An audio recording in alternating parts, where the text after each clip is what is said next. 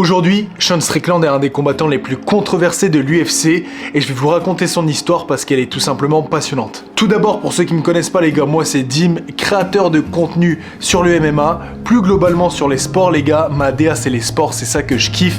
N'hésitez pas à aller me suivre sur TikTok, c'est Dim808, sur Insta c'est pareil. Et on commence la chaîne YouTube aujourd'hui avec cette histoire sur le combattant américain qui va combattre pour le titre contre Khamzat Chimaev le 9 mai à Newark aux États-Unis les gars. C'est parti!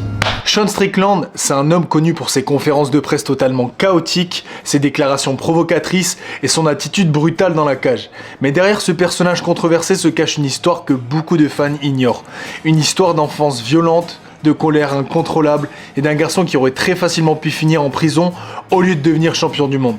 Parce que pour comprendre Sean Strickland, il faut revenir au début, bien avant les projecteurs, bien avant l'UFC, quand il n'était qu'un enfant coincé dans un foyer brisé. Sean Strickland naît en 1991 en Californie. De l'extérieur, sa vie ressemble à celle de beaucoup d'enfants américains typiques. Mais à l'intérieur de la maison, la réalité est très différente. Son père est alcoolique, et lorsque l'alcool entre en jeu, la violence n'est jamais très loin. Dans plusieurs interviews, Strickland a expliqué que son enfance était remplie de disputes et de peurs. Les cris étaient fréquents, les tensions constantes. Et surtout, il a grandi en voyant son père abuser physiquement de sa mère à maintes et maintes reprises. Pour un enfant, ce genre de scène laisse des traces profondes. Il n'y a pas de stabilité, pas de sécurité, seulement de la peur et de la colère. Et cette colère commence à grandir en lui. Un jour, la situation a atteint un point de rupture. Sean est encore adolescent, et encore une fois, il voit son père s'en prendre à sa mère, mais c'est la fois de trop. Dans plusieurs interviews, Strickland raconte un moment qui va marquer sa vie. Il aurait pris une arme et menacé son propre père pour protéger sa mère. Un geste extrême pour une situation extrême. Mais pour un adolescent qui a grandi entouré de violence, c'était presque devenu normal. Et ce moment a marqué un tournant, parce qu'à partir de là, la colère de Sean devient encore plus incontrôlable. À l'école, Strickland est connu pour une chose, se battre.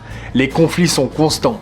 Il provoque, il cherche la confrontation et très vite il développe une réputation de bagarreur. Dans certaines interviews, il a même expliqué qu'à cette époque, il fréquentait des milieux extrémistes et des groupes radicaux. Pas forcément par conviction profonde, mais parce qu'il était un adolescent perdu, rempli de rage et cherchant un endroit où canaliser cette violence. Sans direction, beaucoup de jeunes dans cette situation finiraient par sombrer.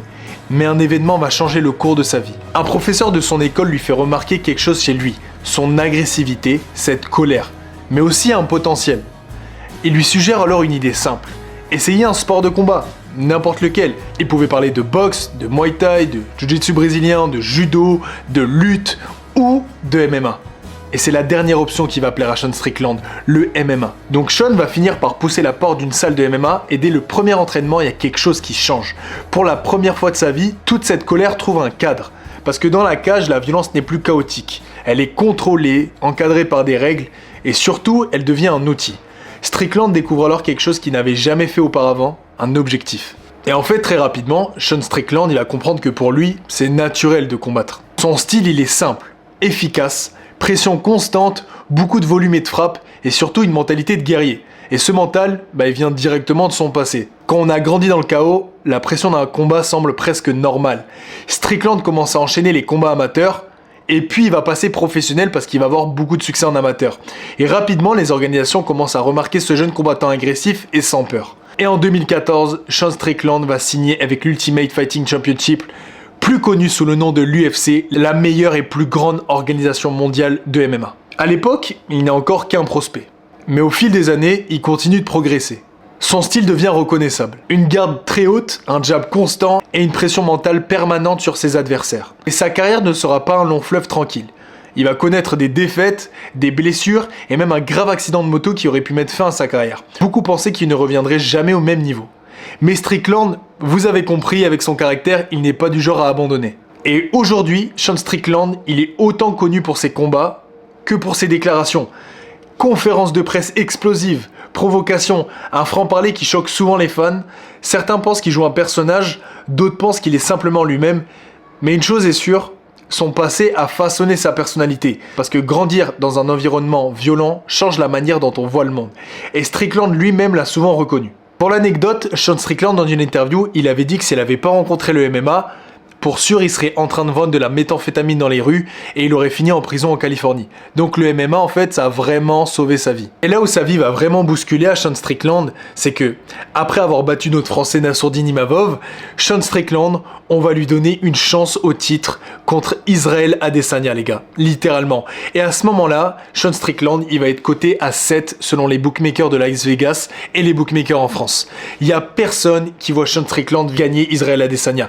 Et là on se dit qu'il n'y a aucun moyen que Strickland vienne le titiller. Il va réussir à gagner ce fight et devenir champion des middleweight pour la première fois de sa vie. Et là c'est le choc. Jamais on imaginait un combattant comme ça champion de cette organisation.